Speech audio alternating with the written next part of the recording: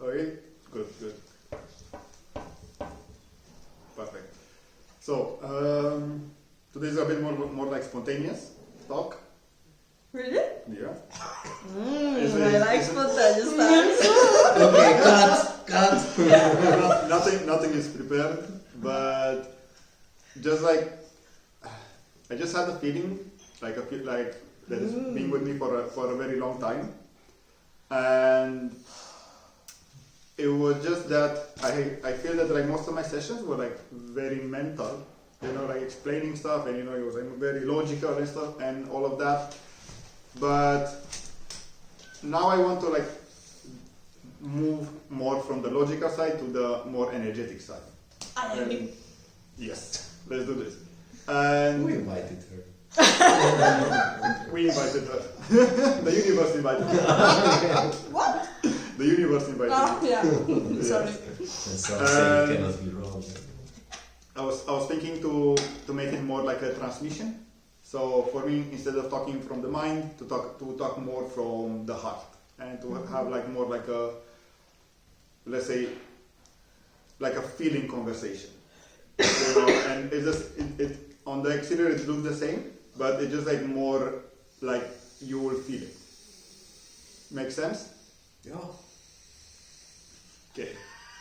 That's good. Not yet, but Yeah, I know. I'm It's like listening. this is why I said I need to get in the mood, get into the heart space. But as I talk, I will get there slowly. Get rid of Ireland pulse and shit. Yes. Yeah. Need to get from So what I really realized in the past few days is that the heart itself has such a different intelligence compared to the mind, because the mind is always like working in in patterns, and everything is just like you look at something and you immediately try to put it into a category of some sort. Doesn't matter, a person, something. Everything is for the mind has a certain category, and I feel that because of this, it just it tends to fragment everything that we see, or everything gets a filter because of the mind. And this is just how the mind works. There's nothing wrong with it. But when you go higher than the mind and you start operating from the heart has a very different type of intelligence, because in a way it doesn't have the boxes anymore, the boxes that come with the mind. And also with these boxes comes a lot of limitations, I felt, with the mind, because also the mind works within limitations. That's where its main purpose is. And every time in my meditations, when I move, I move my focus from the mind to the heart. It's just such a different space, because in the heart there are no more rules. And the very energy of the heart is so that it literally doesn't discriminate and doesn't put any limits on anything. What you see is what it is. And it's like its vision, or its perception is that of unity. So instead of seeing things, objects, persons, imagine as different colors, and in different colors it's like a different judgment. The heart sees everyone the same, and with this feeling just comes this feeling of peace, this feeling of you don't longer need to, in a way, negotiate or put into balance what you need to do, like the mind, because the mind is always like you need to put into balance or into judgment the next action, next thing, next thought, or next emotion, or even what you think about the next person. And I was really thinking that only from this place of the heart, then you can really and truly start to really love yourself and other people. Because another thing that I realized was that it's very hard to love people. I realized that when I was operating from the mind. Because my mind was always like judging people. You know, it's like, oh, he's like that, she's like that, blah, blah, blah. And all of these judgments everywhere, and I could not see like, you know, the reason for the love. But again, this was all mental. And when you're doing this from a mental, of course you're doing like acrobatics with like conditions, right? And that's why it's, if you really want to get to this point where you truly love yourself and you love others, you need to drop into the heart, because the heart doesn't have this acrobatics, you know, this conditionings. That is like the net of the mind. Does it make sense? Mm. It's like when you drop into the heart, it's like a complete empty space, and there is nothing there. There is just like this, like almost like this silence that is like a beautiful song. And what another thing that I found in the heart and also deep within, if you go past the mind, past your personality, past your identity, past your body and everything that you believe you are, then you find, I would call it your essence. And this type of essence, you really need to go deep to find it. Because it's really hidden behind everything that you think you are. Because we think that, you know, we are the mind, that we are the body, that we are the personality, and that we are somebody. But all of these are just like unreal concepts. It is real for us. It's very real.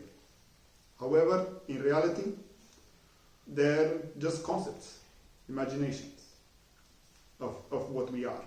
Because as you go deeper, you will see that there is a part of you that never changes. It's always there and is never influenced by anything around you. And there is this like stillness within. Yes?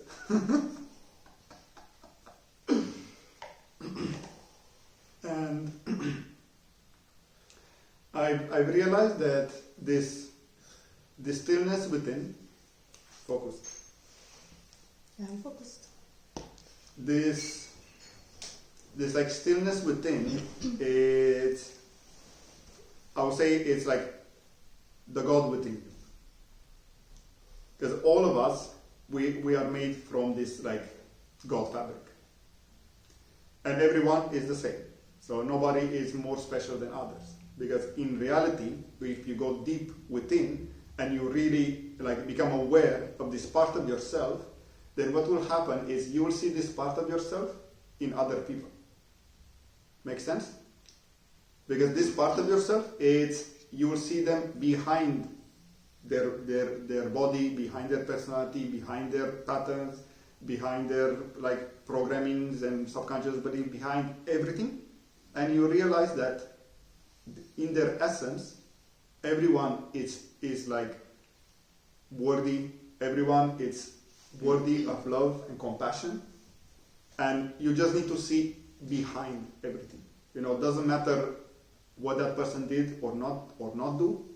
If you look at the person through this lens, then you will understand that everyone is worthy. Because what we tend to do is we tend to look at the superficial lenses, at what the person is like looking, job, position, deeds, all of this, all of that. And when you're looking at, in reality, which is another you, that you're looking at yourself, because we are all the same here, at the essence. Make sense? Because when you're looking at the other person through this superficial lenses, then it's very easy to judge, and it's very easy to, you know, say like, oh, you're not worthy, or you're not good, or you know, different conditions that we put. But again, in order to really get there, you need to find this part within you. And when you find this part within you, this stillness, this I would call it soul, just to like make it more easy. When you find this soul within you and really connect with it, then you will not only love yourself, because you will fall in love with this part of yourself. Make sense? with this part of yourself that it's one with God and it's a part of God. And then everything else, you will see that you are just having stuff that you are using because the real you is this part within. Because everything else, we judge ourselves based on our appearance, career, if we're good enough, if we make enough money, if we have enough partners, blah, blah, blah, and all of these judgments. But once you realize that you are not that, and that you are just here to experience, and to have an experience with those aspects of yourself, and to understand that at one point those aspects will disappear or, you will pass on. This is what is called death. You will understand that what is left is always this part within. And this part never goes away. That is you forever, that is your essence, that is your eternity. But again, you need to, in order for you to really, feel it, you need to go deep and really connect with this part that is really behind all of these other, aspects of ourselves that we just are so familiar with. And this is how I believe the masters were able to really help everyone and really love everyone, because they were operating from this part, and they saw everyone they saw this part in themselves, in every person. So instead of judging them and in a way putting them in certain categories, they were like, oh, it's another part of me, it's another me. So of course you want to help yourself. Make sense? So in a way they were transcending what was visible, and they were looking behind the curtain directly to the essence, and they were talking directly and communicating to that essence within, even if maybe the person didn't realize it. Make sense? Yeah. So I think the one of the biggest journeys that we will do and we will experience is getting back into contact with this essence of ours. And really not only getting into contact, as I'm sure many of you already contacted this part of you in many ways, in meditations or experiences, or I don't know, ayahuasca or tantra, or different experiences. But to truly get so familiar with this place that you can always, in any moment, in any situation, go back to it. And in a way really operate from it, because at one point you don't want to leave it anymore. Because I had this happen many times where I was so connected to this part and I feel so much peace, and then life happened, I need to go shopping, I need to do stuff, and then I could feel myself coming out and okay, let's go back into the personality, into Dragos. And then a weird thought came, is why should I come back? And this was just such a mind-blowing idea that I don't need to come back. I don't need to come back to this operating from the personality, and I can operate from this space within. But again, it takes time to align all of your parts to this part. Does it make sense? Because all of our life we're just operating from what we know. But the more we discover these parts of us, in a way, I believe that all of us will end up wanting to operate from this deeper part in us, just because it feels amazing to do so. It's as simple as that.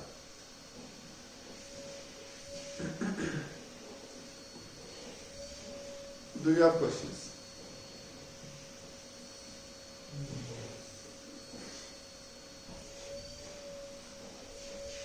If not, we can do a little meditation. And Yeah. just feel into this space. Sounds good? Yeah. Should I stop? Can you talk? Yes, you can stop.